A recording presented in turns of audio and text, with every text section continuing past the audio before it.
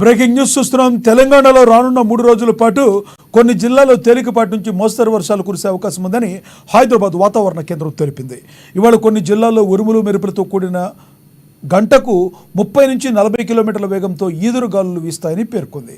గురువారం ఉరుములు మెరుపులతో పాటు గంటకు 40 నుంచి 50 కిలోమీటర్ల వేగంతో ఈదురుగాలులతో కూడిన తేలికపాటి నుంచి మోస్తరు వర్షాలు కురిసే అవకాశం ఉందని వెల్లడించింది. పశ్చిమ విదర్భ దాని పరిసర ప్రాంతాల్లో సముద్ర మట్టానికి 0.9 కిలోమీటర్ల ఎత్తులో ఆవర్తనం ఏర్పడిందని వాతావరణ కేంద్రం డైరెక్టర్ విడుదల చేసిన ప్రకటనలో తెలిపారు.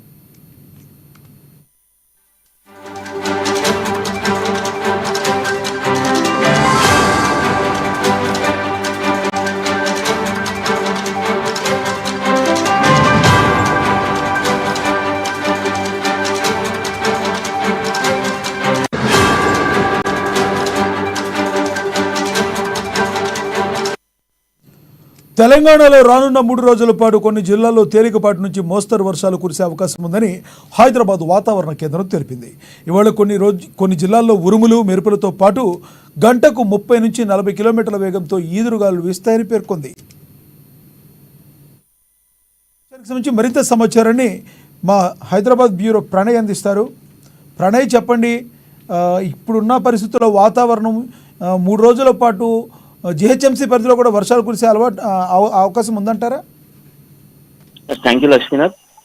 రానున్న 48 గంటల్లో కొన్ని జిల్లాలలో మోస్తారు వర్షపాతం నమోదయ్యేటువంటి అవకాశాలు ఉన్నాయంటూ కూడా హైదరాబాద్ వాతావరణ శాఖ వెల్లడిస్తా ఉంది. ఇప్పటికే నిన్న మొన్న నుంచి కూడా కొన్ని జిల్లాలలో వర్షపాతం నమోదవుతున్న సిచ్యువేషన్స్ కనబడతా ఉన్నాయి. ఈదురుగాలులతో కూడినటువంటి వర్షం నమోదయ్యేటువంటి అవకాశాలు ఉన్నాయంటూ కూడా కొంత రైతాంగానికి హెచ్చరికలు జారీ చేస్తున్న సిచ్యువేషన్స్ కూడా కనబడుతూ ఉన్నాయి. గ్రేటర్ పరిధిలో కూడా కొన్ని ప్రాంతాలలో వర్షం కురిసేటువంటి అవకాశాలు ఉన్నాయంటూ కూడా వాతావరణ శాఖ చెప్తా ఉంది. ఈ రోజు రాత్రి నుంచి సుమారుగా రేపు నైట్ వరకు కూడా వర్షపాతం నమోదయ్యేటువంటి అవకాశం ఉంది. మరికొన్ని ప్రాంతాల్లో మాత్రం కేవలం ఈదురుగాలులతో పాటుగా ఉరుములు మెరుపులు ఉండేటువంటి అవకాశాలు ఉన్నాయి.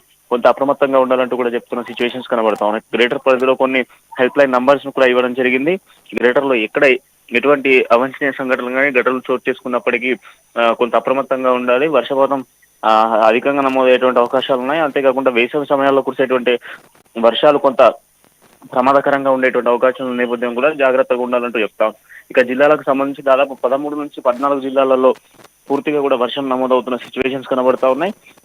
దాంట్లో భాగంగానే కొన్ని జిల్లాలకు రెడ్ అలర్ట్ కూడా అమర్చిన సిచ్యువేషన్స్ కనబడుతున్నాయి. 13 జిల్లాలకు గాను రెడ్ అలర్ట్ ఇచ్చిన అందులో నల్గొండ, వరంగల్, ఖమ్మంతో పాటుగా మహబూబా, ములుగు, అదేవిధంగా మనం చూసుకుంటే భూపాలపల్లి జిల్లాలకు రెడ్ అలర్ట్ ఇవ్వడం జరిగింది. ఇప్పటికే ఆ జిల్లాలకు సంబంధించి అప్రమత్త చర్యలు కూడా చేపట్టాలంటూ కూడా అధికారులకు సూచనలు ఇచ్చిన సిచ్యువేషన్స్ కూడా కనబడుతూ ఉన్నాయి. ఎందుకంటే ఆ ప్రాంతంలోనే గతంలో మొన్న 4 రోజుల కింద కురిసినటువంటి వర్షం కూడా దాదాపు రైతులు చనిపోయిన సిచ్యువేషన్స్ ఉన్నాయి. పంట నష్టం కూడా వాటిన సిచ్యువేషన్స్ ఉన్నాయి. ఇప్పటికే మామిడితో పాటుగా మిర్చి కూడా చేతికి వచ్చిన సిచ్యువేషన్స్ లో కొంత జాగ్రత్తగా ఉండాలంటూ కూడా రైతాంగానికి సూచిస్తున్న సిచ్యువేషన్స్ ఉన్నాయి.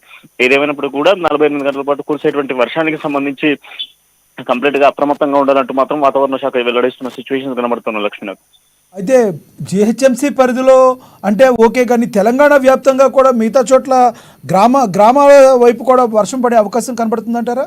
తెలంగాణలో పలు జిల్లాల్లో ఖచ్చితంగా 13 జిల్లాలలో ఇప్పటికే అలర్ట్మెంట్ ఇస్తున్న సిచ్యువేషన్స్ కనబడతా ఉన్నాయి. రానున్నటువంటి రోజులు అంటే రానున్న 48 గంటల్లో మాత్రం వర్షపాతం ఎక్కువ శాతం నమోదయ్యేటువంటి అవకాశాల నేపథ్యంలో కూడా దాదాపు మనం అనుకున్న ఈ 3-4 జిల్లాలలో ఎక్కువ వర్షపాతం నమోదయ్యేటువంటి అవకాశం ఉన్నాయి. మిగతా జిల్లాలకు కూడా అప్రమత్తంగా ఉండాలి. అంతేకాకుండా కొంత వ్యవసాయ క్షేత్రాలకు వెళ్ళేటువంటి వాళ్ళు మాత్రం కొంత ముందు జాగ్రత్తలు చేపట్టాలంటూ కూడా చెప్తున్న సిచ్యువేషన్ కనబడుతోంది లక్ష్మీనాథ్.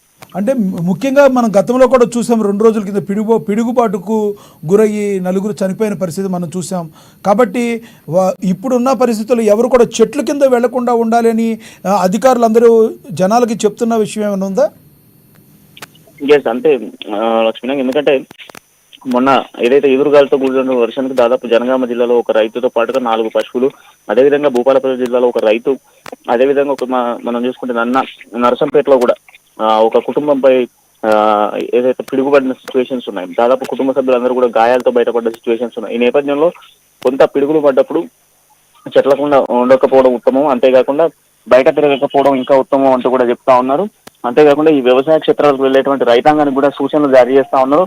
కొంత ఉరుముల మెరుపులు ఉన్నప్పుడు కొంత అప్రమత్తంగా ఉండాలి, జాగ్రత్త వహించడం ఎంతైనా కొంత జాగ్రత్త వహించాలంటూ కూడా చెప్తున్న సిచ్యువేషన్స్ కనబడుతున్నాయి. ఎందుకంటే ఈ వర్షానికి దాదాపు వర్షంతో పాటుగా ఉరుములు మెరుపులు కూడా ఎక్కువ శాతం ఉన్న సిచ్యువేషన్స్ ఉన్న నేపథ్యంలో జాగ్రత్తగా తీసుకోవాలి అంటూ చెప్తా ఉన్నారు.